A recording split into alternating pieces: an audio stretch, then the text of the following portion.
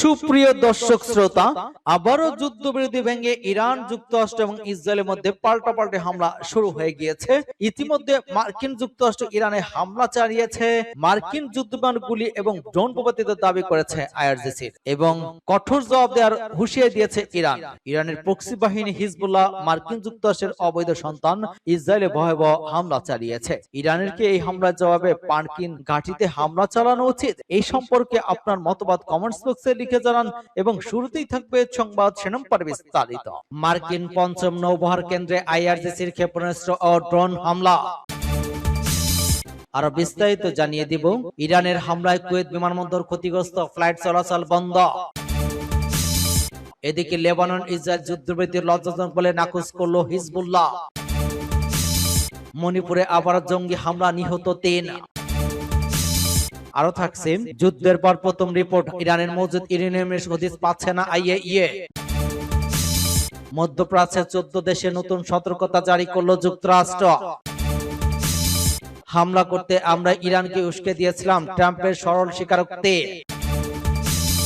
এবং সর্বশেষে জানিয়ে দিব, ইরানের হামলায় যুক্তরাষ্ট্রে 20টি সামরিক স্থাপনা ক্ষতিগ্রস্ত, স্যাটেলাইট চিত্র মিলল প্রমাণ। এতক্ষণ শুনছিলেন সংবাদ শিরোনাম বিস্তারিত। তবে তার আগে অনুরোধ থাকবে এই ভিডিওতে একটি লাইক দিন এবং কমেন্টস করে জানিয়ে দিন আপনি কোন জেলা থেকে বা কোথা থেকে আমাদের সাথে যুক্ত রয়েছেন, এবং সংবাদের সর্বশেষ গুরুত্বপূর্ণ আপডেট পেতে চ্যানেলটি সাবস্ক্রাইব করে আমাদের সঙ্গেই থাকুন। ধন্যবাদ।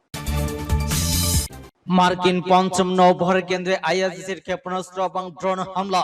ইরানের ইসলামী বিপ্লবী গার্ড বাহিনী বা আইআরজিসির জনসংযোগ বিভাগ জানিয়েছে, গত রাতের শেষ প্রহরে আগ্রাসী মার্কিন বাহিনী হরমুজ প্রণালীর নিকটবর্তী এলাকায় একটি ইরানি তেলবাহী জাহাজে আকাশ থেকে হামলা চালায়। এতে জাহাজটির ইঞ্জিন কক্ষ ক্ষতিগ্রস্ত হয়। বিবৃতিতে আরো বলা হয়েছে, ওই আগ্রাসন এবং হরমুজ প্রণালীর নিয়ম লঙ্ঘনের জবাবে মার্কিন জায়নিস্ট মালিকাধীন পানা নামের একটি জাহাজকে আইআরজিসির নৌবাহিনী ক্ষেপণাস্ত্র দিয়ে আঘাত করা হয়।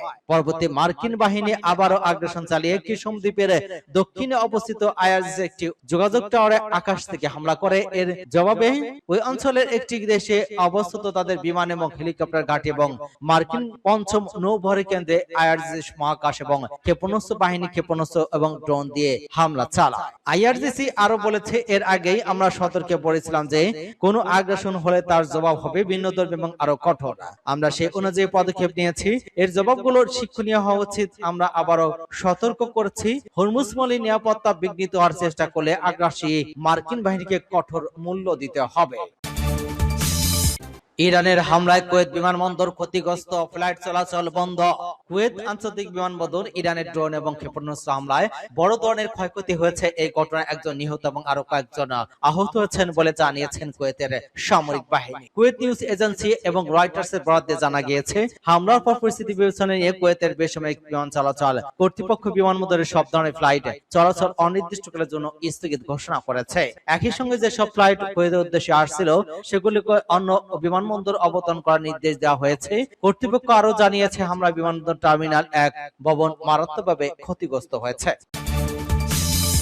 লেবানন ইসরায়েল যুদ্ধবিরতি লজ্জাজনক বলে নাকচ করল হিজবুল্লাহ। যুক্তরাষ্ট্রের মধ্যস্থতায় ওয়াশিংটন অনুষ্ঠিত সরাসরি শান্তি আলোচনার পর ইসরায়েল এবং লেবানন সরকারের মধ্যে প্রস্তাবিত নতুন যুদ্ধবিরতি পরিকল্পনাটি মাঠ পর্যায়ে বাস্তবায়নের আগে গভীর অনিশ্চিত এবং চরম সংকটের মুখে পড়েছে। লেবাননের শক্তিশালী সশস্ত্র গোষ্ঠী হিজবুল্লাহ প্রধান নাইম কাসিম ওই আলোচনার ফলাফলকে সম্পূর্ণ প্রত্যাখ্যান করে ইসরায়েলের সঙ্গে লেবানন সরকারের ওই সরাসরি আলোচনাকে দেশের জন্য লজ্জাজনক বলে অভিহিত করেছেন। একই সঙ্গে প্রস্তাবটি কোনো কার্যকর বাস্তবায়ন বা তদারকি প্রক্রিয়া না থাকায় এটি তীব্র সমালোচনার মুখে পড়েছে। সকালে মিডল ইস্ট আইয়ের মধ্যপ্রাচ্যে যুদ্ধ বিষয়ক বিশেষ প্রতিবেদনে থেকে ওই কূটনৈতিক অচলাবস্থার বিষয়ে তথ্য জানা গিয়েছে। কংগ্রেসের ওয়াশিংটন দপ্তরে মার্কিন পররাষ্ট্র মন্ত্রণালয়ের আত্মীয়তার লেবানন এবং ইসরায়েলি প্রতিনিধিদের সঙ্গে দুদিন ব্যাপী চলা চতুর্থ দফার সরাসরি আলোচনার পর ওই যুদ্ধবিরতি প্রস্তাবটি সামনে আসে। মার্কিন মধ্যস্থতা হয় ওই আলোচনা লেবাননের পক্ষে অংশ নেন যুক্তরাষ্ট্রে নিযুক্ত লেবাননের রাষ্ট্রদূত নাদা হামেদে এবং লেবাননে নিযুক্ত মার্কিন রাষ্ট্রদূত মিশেল ইসা। বৈঠকে দক্ষিণ লেবাননের যুদ্ধবিরতি কার্যকর করা সহ কিছু নির্দিষ্ট ফাইল জোন বা পরিকল্পক নিরাপত্তা অঞ্চল গঠনের প্রস্তাব করা হয়, যেখানে কোনো অরাষ্ট্রীয় শক্তির উপস্থিতি ছাড়াই কেবল লেবাননের রাষ্ট্রীয় সশস্ত্র বাহিনী বা এলএফ একক সামরিক নিয়ন্ত্রণ বজায় রাখবে। তবে লেবাননের প্রেসিডেন্ট জোসেফ আউনের ঘনিষ্ঠ একজন অত্যন্ত উচ্চপদস্থ সরকারি কর্মকর্তা মিডল ইস্ট আই বা এম কেউ নিশ্চিত করেছেন যে এই পুরো শান্তি প্রক্রিয়ায় ভবিষ্যৎ এখন সম্পূর্ণ তবে হিজবুল্লাহ সবুজ সংকেত এবং চূড়ান্ত অনুমোদনের উপর নির্ভর করছে। ভারতের মণিপুরে আবারও জঙ্গি হামলা, নিহত ৩। ভারতের উত্তর পূর্বাঞ্চল রাজ্য মণিপুরের কাংকোসপি জেলায় এক সন্দেহভাজন ভয়াবহ জঙ্গি হামলা অন্তত ৩ জন সাধারণ নাগরিক নিহত হয়েছেন এবং সম্পূর্ণ পুড়িয়ে ছাই করে দেওয়া হয়েছে ৭টি বসতবাড়ি। শুক্রবার বড়দের জেলার লুয়াবল খুলেন গ্রামে ওই নৃশংস হামলার ঘটনা ঘটে বলে মণিপুরের কুকিজো উপজাতির শীর্ষ সংগঠন কুকি ইনপি মণিপুর এক আনুষ্ঠানিক বিবৃতিতে নিশ্চিত করেছে। দীর্ঘ ৩ বছরের বেশি সময় ধরে চলা জাতিগত সহিংসতা এবং চরম উত্তেজনার মধ্যে এই নতুন রক্তকে হামলার ঘটনা ঘটল। কুকি ইনপি মণিপুর তাদের বিবৃতিতে অভিযোগ করেছে, আজ ভোর আনুমানিক ৪টার দিকে ইউএনএসপি এবং তাদের সহ সংগঠন জেডিএফ এর একদল ভারী অস্ত্রশস্ত্রে সজ্জিত ক্যাডার হঠাৎ করে গোমন্ত গ্রামটিকে অতর্কিত হামলা চালায়। এই কাপুরুষোচিত হামলায় ৩ জন নিরীহ নাগরিক ঘটনাস্থলে নিহত হন এবং ৭টি বাড়ি ভস্মীত করা সহ সাধারণ মানুষের সম্পত্তি ব্যাপক ক্ষয়ক্ষতি করা হয়। যুদ্ধের পর প্রথম রিপোর্ট, ইরানের মজুদ ইউরেনিয়ামের সদিশ পাচ্ছে না আইএইএ।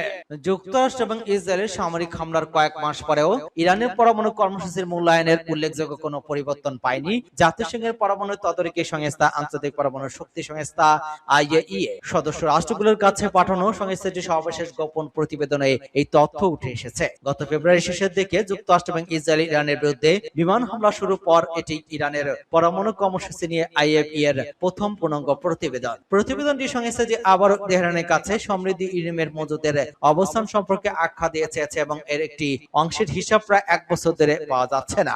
আইএইএ এর মতে গত বছরে যুক্তরাষ্ট্র ইসরায়েল যৌথ হামলার ইরানের প্রধান কয়েকটি পরমাণু স্থাপনা ক্ষতিগ্রস্ত হওয়ার পর থেকে নিম্নমাত্রা এবং উচ্চমাত্রা সমৃদ্ধ ইউরেনিয়ামের একটি বড় অংশের অবস্থান যাচাই করা সম্ভব হয়নি। মার্কিন প্রেসিডেন্ট ডোনাল্ড ট্রাম্প এবং ইসরায়েলের প্রধানমন্ত্রী বেনিয়ামিন নেতানিয়াহু বারবার দাবি করেছেন যে ইরানের পরমাণু কর্মসূচি ধ্বংস করাই তাদের সামরিক অভিযানের অন্যতম প্রধান উদ্দেশ্য ছিল। তবে আইএইএ এর সর্বশেষ মূল্যায়নে দেখা গিয়েছে যুদ্ধ বিমান হামলার পর সংস্থাটির পূর্বে পর্যবেক্ষণ তুলনায় বড় ধরনের কোনো পরিবর্তন শনাক্ত হয়নি।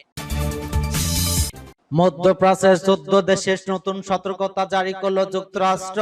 মধ্যপ্রাচ্যে চলমান উত্তেজনা এবং নিরাপত্তা পরিষদের আরো অবনতির আশঙ্কায় ১৪টি দেশের জন্য নতুন ভ্রমণ সতর্কতা জারি করেছে যুক্তরাষ্ট্র। একই সঙ্গে ওইসব দেশে অবস্থানরত মার্কিন নাগরিকদের সর্বোচ্চ সতর্কতা অবলম্বনের পরামর্শ দিয়েছে ওয়াশিংটন। মার্কিন পররাষ্ট্র মন্ত্রণালয়ের নির্দেশনার ভিত্তিতে সংশ্লিষ্ট দেশগুলোতে থাকা যুক্তরাষ্ট্রের দূতাবাসগুলো ওই সতর্কবার্তা জারি করেছে। ইরাকে অবস্থিত মার্কিন দূতাবাসের এক বিবৃতিতে বলা হয়েছে, মধ্যপ্রাচ্যে বর্তমান নিরাপত্তা পরিস্থিতি অত্যন্ত সংবেদনশীল এবং দ্রুত পরিবর্তিত হতে পারে। তাই ওই অঞ্চলে অবস্থানরত মার্কিন নাগরিকদের সবসময় সতর্ক থাকার পাশাপাশি সর্বশেষ পরিস্থিতির খবর নিয়মিত অনুসরণ করতে বলা হয়েছে। বিবৃতিতে আরো উল্লেখ করা হয় যে কোনো সময় হামলার বা বৈরী পরিস্থিতি সৃষ্টি হতে পারে। এই কারণে নাগরিকদের আগাম নিকটবর্তী নিরাপদ আশ্রয়স্থলে অবস্থান জেনে রাখার পরামর্শ দেওয়া হয়েছে। স্টেট ডিপার্টমেন্ট তাদের সর্বশেষ ভ্রমণ নির্দেশনা দেশগুলোকে দুটি প্রধান ঝুঁকির স্তরে ভাগ করেছে। লেভেল ৩ এ সতর্কতা আওতায় রয়েছে বাহরাইন, ইসরায়েল, পশ্চিম তির, জর্ডান, কুয়েত, ওমান, কাতার, সৌদি আরব এবং সংযুক্ত আরব আমিরাত। এসব দেশে ভ্রমণ আগে সিদ্ধান্ত পুনর্বিবেচনার আহ্বান জানানো হয়েছে। তবে এই সতর্কতায় সরাসরি ভ্রমণ নিষেধাজ্ঞা নেই। অন্যদিকে লেভেল ৪ এর সতর্কতার তালিকায় রয়েছে Iran, Iraq, Lebanon, Syria, Gaza এবং ইয়েমেন। চলমান সংঘাত, সন্ত্রাসী হামলার ঝুঁকি এবং অস্থিতিশীল নিরাপত্তা পরিস্থিতির কারণে এসব এলাকায় মার্কিন নাগরিকদের কোনোভাবেই ভ্রমণ না করার নির্দেশ দেওয়া হয়েছে। হামলা করতে আমরা ইরানকে উস্কে দিয়েছিলাম, ট্রাম্পের সরল স্বীকারোক্তি। ইরানের ভূখণ্ডে যুক্তরাষ্ট্রের হামলার কারণে দেশটি উপসাগরীয় আরব প্রতিবেশীর উপর আক্রমণ করতে উস্কানি পেয়েছিল বলে মন্তব্য করেছেন মার্কিন প্রেসিডেন্ট ডোনাল্ড ট্রাম্প। ওভাল অফিসের সাংবাদিকদের সঙ্গে আলাপ করে তিনি ওই ইঙ্গিত দেন। ট্রাম্প বলেন, অনেকে হয়তো বলবেন তারা কিছুটি উস্কানি পেয়েছিল কারণ আমরা ভিন্ন একটি কারণে তাদের উপর জোরালো পদক্ষেপ নিয়েছিলাম, যার জবাবে তারা ওই পাল্টা আঘাত করেছে। কুয়েতে ওই হামলার পর ইরানের সঙ্গে যুক্তরাষ্ট্রের চলমান যুদ্ধবিরতি চুক্তি এখনো কার্যকর আছে কিনা এক সাংবাদিকদের এমন প্রশ্নের জবাবে ট্রাম্প বলেন, প্রতিটি ঘটনার পেছনে একটি কারণ থাকে। আমরা গত রাতে এবং তার আগের রাতেও তাদের উপর বেশ শক্ত আঘাত এনেছিলাম। বিষয়টি যখন আমাকে বুঝে বলা হলো তখন আমি বলেছিলাম, ঠিক আছে, আমরা আমাদের উপর বেশ ভালো করে চড়া হয়েছিলাম, তাই নির্দিষ্ট কিছু ঘটনার পেছনে তার কারণ থাকবেই। চলতি বছরের এপ্রিল মাসে যুদ্ধবিরতি শুরু হওয়ার পর এই সপ্তাহে যুক্তরাষ্ট্র এবং ইরানের ইতিহাসের অন্যতম বড় ভয়াবহ সংঘাতের মুখোমুখি হয়। গত বুধবার ভোরে ইরান সরাসরি কুয়েত এবং বাহরাইনে ক্ষেপণাস্ত্র হামলা চালায়। এর ঠিক আগেই ইরানি ভূখণ্ড লক্ষ্য করে বিমান হামলা চালিয়েছিল যুক্তরাষ্ট্র। তেহরানের অভিযোগ, উপসাগরীয় আরব দেশগুলোকে তাদের ভূমি ব্যবহার করে ইরান জুড়ে হামলা চালানোর জন্য যুক্তরাষ্ট্রকে অনুমতি এবং সুযোগ করে দিয়েছে। ইরানের হামলায় যুক্তরাষ্ট্রের 20টি সামরিক স্থাপনা ক্ষতিগ্রস্ত, স্যাটেলাইট চিত্রে মিলল প্রমাণ। ইরানের সঙ্গে যুদ্ধ শুরু হওয়ার পর থেকে দেশটির নিখুঁত এবং ব্যাপক হামলায় মধ্যপ্রাচ্যের যুক্তরাষ্ট্রের অন্তত 20টি সামরিক স্থাপনায় মারাত্মকভাবে ক্ষতিগ্রস্ত হয়েছে। আন্তর্জাতিক সংবাদ মাধ্যম বিবিসির ফ্যাক্টর চেকিং এর অনুসন্ধান ইউনিট বিবিসি ভেরিফাই এর স্যাটেলাইট চিত্র এবং ভিডিও বিশ্লেষণে ওই চাঞ্চল্যকর তথ্য উঠে এসেছে। ওই বিশ্লেষণ থেকে স্পষ্ট যে মার্কিন প্রশাসন এ পর্যন্ত প্রকাশ্যে ইরানের হামলা যে ক্ষয়ক্ষতি স্বীকার করেছে, প্রকৃত চিত্র তার চেয়ে অনেক বেশি ভয়াবহ। গত 28 ফেব্রুয়ারি ইরান ভূখণ্ডে একযোগে যৌথ হামলা চালায় যুক্তরাষ্ট্র এবং ইসরায়েল, যার কোডেনেম ছিল অপারেশন এপিক ফিউরি। মার্কিন পেন্টাগনের দাবি অনুযায়ী তারা ইরানের প্রায় 13,000 বেশি লক্ষ্যবস্তুতে আঘাত এনেছে। তবে হোয়াইট হাউস যখন দাবি করেছে তারা ইরানের সামরিক বাহিনীকে প্রায় নিচ্ছিন্ন করে দিয়েছে, ঠিক তখনই ইরানের পাল্টা আক্রমণের নিখুঁত কৌশল মার্কিন প্রতিরক্ষা ব্যবস্থাকে বড় ধরনের প্রশ্নের মুখে দাঁড় করিয়েছে। যুক্তরাষ্ট্রের হামলার জবাবে ইরানের মধ্যপ্রাচ্যে 8টি দেশে ছড়িয়ে থাকা মার্কিন ঘাঁটিগুলো লক্ষ্য করে পাল্টা আক্রমণ করে। জর্ডান, সৌদি আরব, সংযুক্ত আরব আমিরাত, কাতার, কুয়েত, ইরাক, বাহরাইন এবং অবস্থিত মার্কিন ঘাঁটিগুলো অত্যাধুনিক আকাশ প্রতিরক্ষা ব্যবস্থা এবং রাডার এবং জ্বালানি সরবরাহের যুদ্ধবিমান লক্ষ্য করে ওই হামলা চালানো হয়। বিশেষজ্ঞদের মতে প্রকৃত ক্ষতিগ্রস্ত ঘাঁটির সংখ্যা প্রায় 88 হতে পারে।